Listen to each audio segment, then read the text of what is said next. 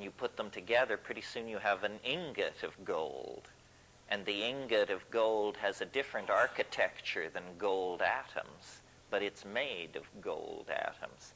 Anyway, the way you do that for an individual is you take your birth date and you add 67 years, 104.25 days. That's one cycle.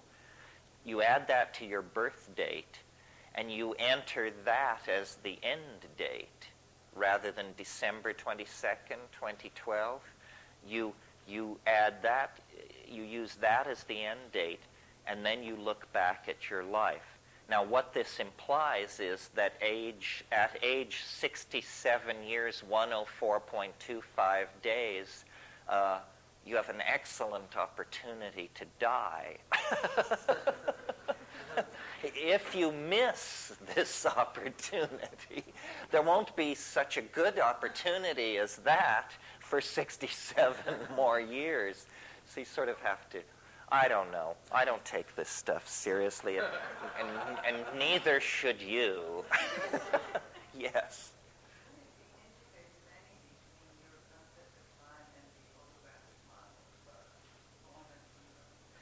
Well, in a way, what this is just showing you the architecture of the hologram. You know how one of the interesting features of a hologram is when you cut a little piece out of it, you have the whole thing. You can cut a square out of the middle of a hologram, and when you illuminate that little square, the whole thing is still there. This is the magic of the hologram, that all of the information is distributed through each point on the hologram. And you can take that little square and cut a little square out of it and illuminate it, and the whole hologram will be there. Now, what you're losing in this is resolution. The detail gets dimmer and dimmer, but the major outlines remain. This is a quality of fractals. You see, information in a hologram is distributed according to what mathematicians call a Fourier transform. And when you analyze Fourier transforms, they turn out to be a kind of fractal. So these resonances that I was showing you yesterday, where we see how the Third Reich relates to ancient Egypt and stuff like that, well, that's a one-day course in the time wave version of how these resonances work. Really, there are dozens of major resonances and thousands of minor resonances that go in to making up a given moment. So if we were to analyze this moment in high detail, we would build trees of resonances of less and less input but still present that would show us the situation in great complexity, because many times are present. All time, ultimately, if you draw the resonance trees out far enough, you discover all time is present in every moment. Eternity in a grain of sand. Wasn't that William Blake's rap? That's the bottom line of all of these theories, is that the whole history of the universe is contained, recapitulated, and somehow present in every moment, or every year, or every millennium, or every million years. It's a series of hologramized, refractive, fractalized self-referentiality is what it is. Yeah. There's a very good point regarding resonances and the I Ching, because Carl Jung very much speaks of synchronicity.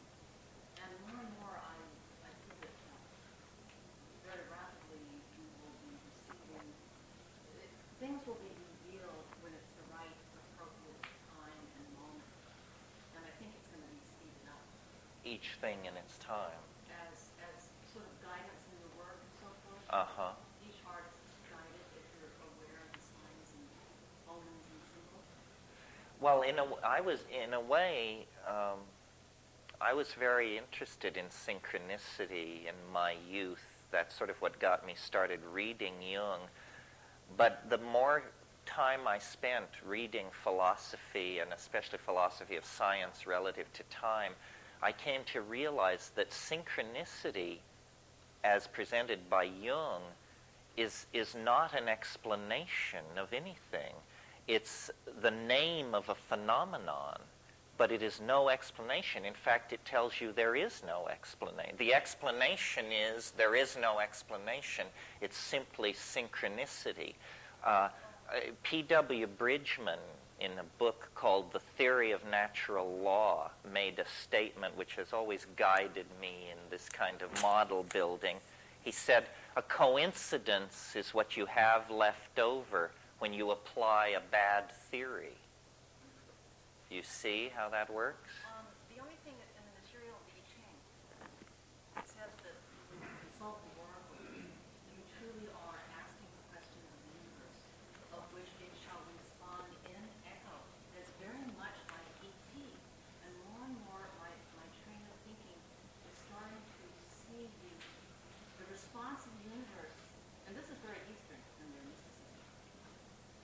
They very much were in alignment with the moment, that there were signs and symbols that you were so finely tuned to perceive and to accept the revelations. Yeah, you have to be able to perceive almost schizophrenically. Almost. You have to see. I mean, you have to see. We were talking, his name has been bandied about this weekend, Philip K. Dick. What happened to Phil was that the resonance became stronger than the reality, or it became equal in strength, so that by squinting, he could see, 2nd century Rome. Everybody changed into people wearing togas and speaking Demotic Greek and everything. Well, that was the resonance of where he was at. But when the resonance comes forward with such strength that the foreground is displaced, they have a name for that. Buggo. And, you got to watch that. On the other hand, if you can control it, it's a source of great richness and inner amusement. Just to see, somebody comes scrambling up who needs their book signed, and you notice that, who you've got in front of you is Charlie Chaplin or Adolf Hitler or everyone has these people inside them, and they come and go on the surface. I mean, you aren't who you think you are. You aren't even who you think you aren't.